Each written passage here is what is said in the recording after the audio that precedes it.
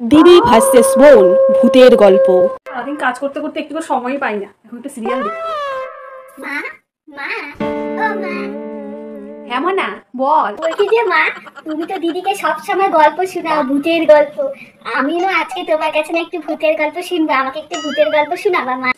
তুই ভূতের গল্প শুনবি? তুই যে ভীতু, দিদিকে শোনায়, দিদির সাহস আছে তাই জন্য ভূতের গল্প শোনাই। তোর শুনতে হবে না, আবার খুব ভয় পাবি, দরকার নেই, ভূতের গল্প শুনতে হবে না।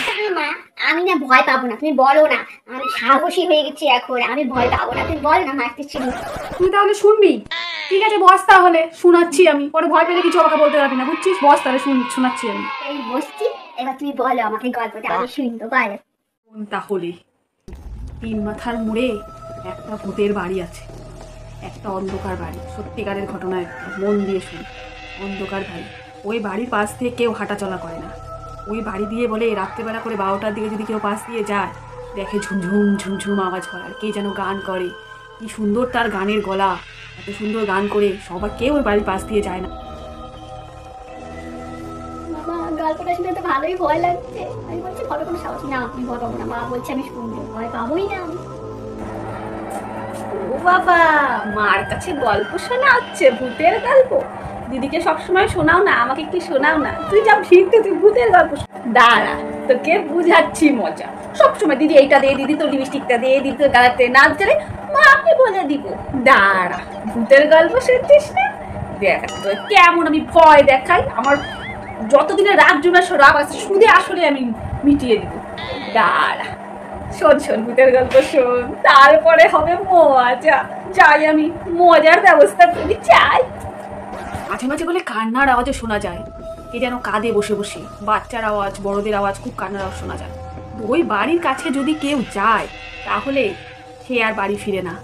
এত ভয়ঙ্কর বাড়ি, তিন মাথার মোড়ে আছে। একদিন বলে একটা লোক ওই বাড়ির পাশ দিয়ে যাচ্ছিল, আওয়াজ শুনে ভেবেছে কেউ মনে হয় ডাকছে না কেউ আছে, দেখতে গেছে বাড়িতে, আর সে বাড়িতে আর কোনোদিন ফিরেনি, এখনো পর্যন্ত ফিরেনি, বুঝছিস? এত ভয়ঙ্কর জায়গা ওটা। 12টার পরে সব কিছু শোনা যায়। বাবা বাবা কি ভয় লাগছে গল্পটা শুনতে, বাবা গাড়িটা চলে গেল, একাতে ভয় আমি শেষ হয়ে যাবো, ভয় লাগছে। মা তুমি যেও না, মা তুমি যেও না, মোমবাতি আনতে হবে না, তুমি এখানে বসো, এখানে বসো, আমার সাথে মোমবাতি আনতে হবে না। তুই বস, আমি মোমবাতিটা নিয়ে আসি তাড়াতাড়ি করে, বুঝছিস? বস তাহলে।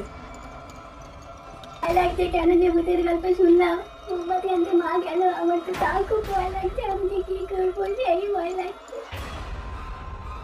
এনে মনা, মনটা ধর, মনটা নিয়ে ঠিকঠাক ঘরে বসে থাক, ঘর থেকে কিন্তু বেরোবি না। আমার অনেক কাজ পড়ে আছে, কাজগুলো তোমার করতে হবে, বুঝছিস? কাজগুলো তো করতে হবে, তুই ঘরে মনটা নিয়ে বসে থাক, আর ভয়টাই পাস না, বুঝছিস? আমি যাই, অনেক কাজ পড়ে আছে, আর আমাকে একদম ডাকবি না, অনেক কাজ পড়ে আছে।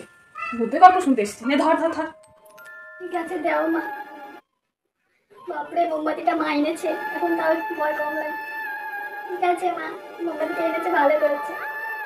আমি এখন মোমবাতিটা নিয়ে এখানেই চুপচাপ বসে থাকবো, কারেন্ট যখন আসবে তারপর আমি এখান থেকে উঠবো, তার আগে আমি উঠবো না।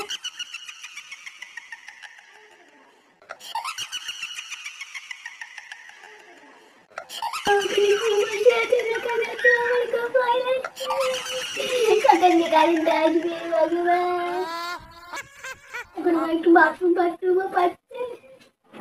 বাথরুম তো আমার যেতেই হবে, যাই, আমি না গেলে তো পারবো না। কেন যে ভূতের কথা মার কাছে শুনলাম, আমার বললাম ভয়। আমার তো খুব খিদে পেয়ে গেছে, রক্তে মাংসের একটা মানুষ, আমার তো সেই খিদে পেয়ে গেছে।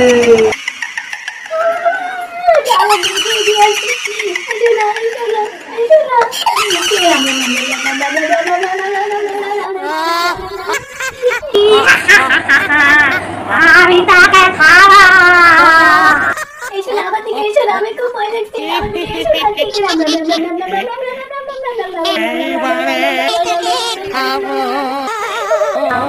আমি তাকে খাওয়া।